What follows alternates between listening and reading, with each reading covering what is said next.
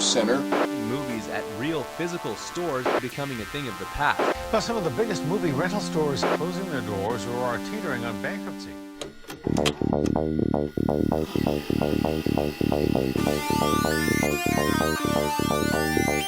At that time, everybody was opening video stores. There was one every other block. Pittston Video, Jumbo Video, 4-Star Video, King Video. A guy bootlegging VHS out of a black van. We were renting several hundred a day. Paying $100 membership fees. 1,000 pieces on a weekend day. $5 to rent a movie for one night. Once I would get a late fee at one store, I would just go and get a membership at another. Full, semi-full of CED discs to be delivered to our one store. The need for product was so great. Not that many people originally were doing these direct-to-video movies. Distributors wanted everything. Back then, with the right cover, a distributor could have sold my birthday video. A lot of times they were willing to offer you contracts sight unseen. I could sell 30,000 units of my bar mitzvah film.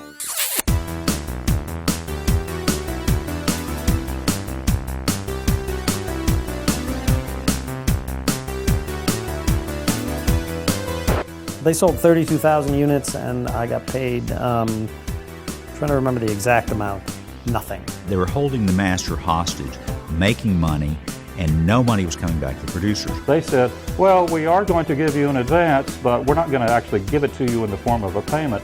We're going to spend the advance on improving your movie. Now they were into the movie 20 grand versus my 10 grand. So now Panorama suddenly is the majority owner of the movie. He said, you know what? I live in Canada. Why don't you just sue me?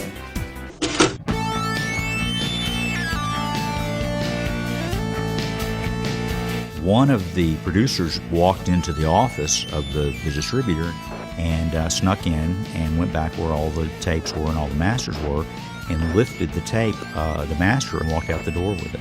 We weren't getting our money from our distributor, so I went on national TV with my lead actress, and I got her to cry on camera. Hated the crew and stuff. I really hope no one gets me. And we got paid. Well, we couldn't get the deal we wanted, so we converted a truck, hit the road, and went factory direct.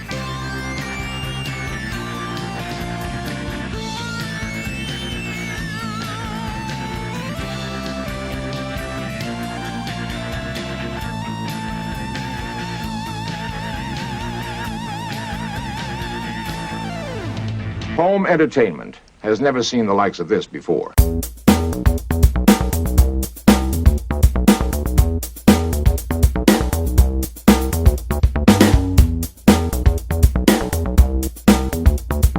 Kind of a shabby, hole-in-the-wall kind of place with a shower curtain for their adult section. The early days of the video industry attracted a whole range of folks. People who saw opportunity to make some quick bucks. When you call these places like mom and pop, I mean, it's really, you're being kind. The thief and hustler would be better. He was carrying 3 guns on him at a video store in Detroit. We had somebody with a cast literally stuff some adult movies into his cast. Usually you'd think if you go into a video store back then and they have your movie on the shelf, that's something, you know, you want to get excited about and want to let everybody in the video store know about. But she said, that's your movie? And I said, yeah, I directed it. And I just got just an intense tongue lashing from this woman. This was the most appalling film she'd ever seen, screaming about how awful and cheap it was. This is not even a movie. What is this? We used to joke that the video rental store was the greatest bait and switch operation that there was. People would come in for the Godfather and they would wind up renting Bloodsuckers from Outer Space. The very worst heat damage we ever had was a Canadian customer came in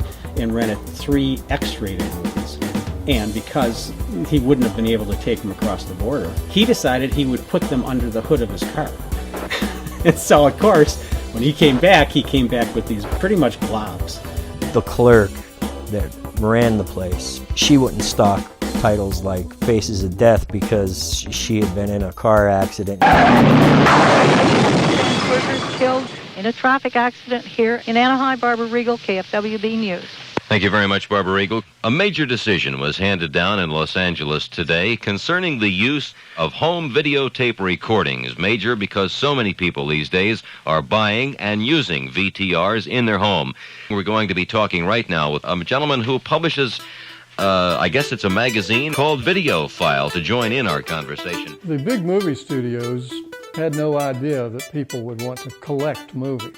The idea that you would want to see a movie, which takes up a couple hours of your time, over and over again, was completely foreign to them. So they didn't consider the possibility that they could sell these movies on tape. The studios were not healthy at that particular point in time, so they didn't necessarily want to spend the money. And they didn't really think it was ever going to last. Consequently, they were threatened by people who were recording these movies to watch in their own homes. The FBI and the motion picture industry were all monitoring our ads.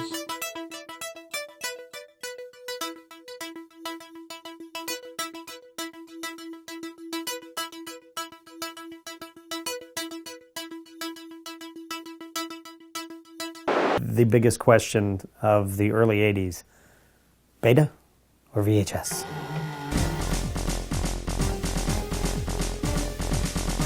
The graveyard of consumer electronics is littered with the bodies of dozens and dozens of home video formats. Cartrovision. Cartrovision. Cartrovision. Hello, I am Cartrovision. The tapes were manufactured in such a way that you could only watch it once. Tape, you had to take it back to the dealership and they would rewind it for you. CED disc. Certified electronic dud. Really a technical achievement. Vinyl discs, they were like an LP, except they had 5 times as many grooves. 200 times the data density. Sometimes they'd speed up parts of the movie. The Star Wars, they sped that one up to like maybe 2%. I mean, you could tell. It was sped up enough that the music sounded weird. Not really that noticeable. And pretty much every movie skipped. Just came to accept that, let's go, these discs are just want to skip every now and then. And they said, no. Our research indicates that people don't care about that. We were surrounded by pod people who were completely convinced that CED had no flaws at all.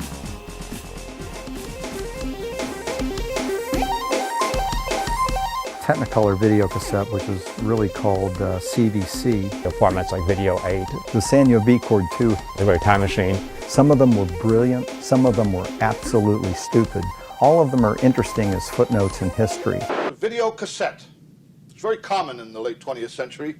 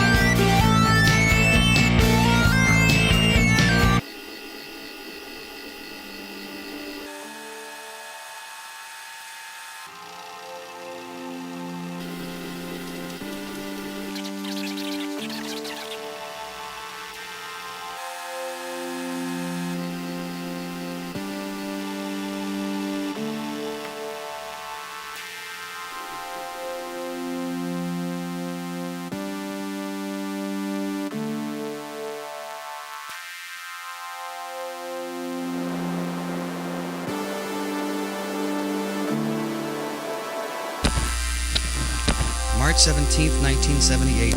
A momentous happening in the Ray Glasser video light. We're going to open my new Betamax. Now, one point I should make.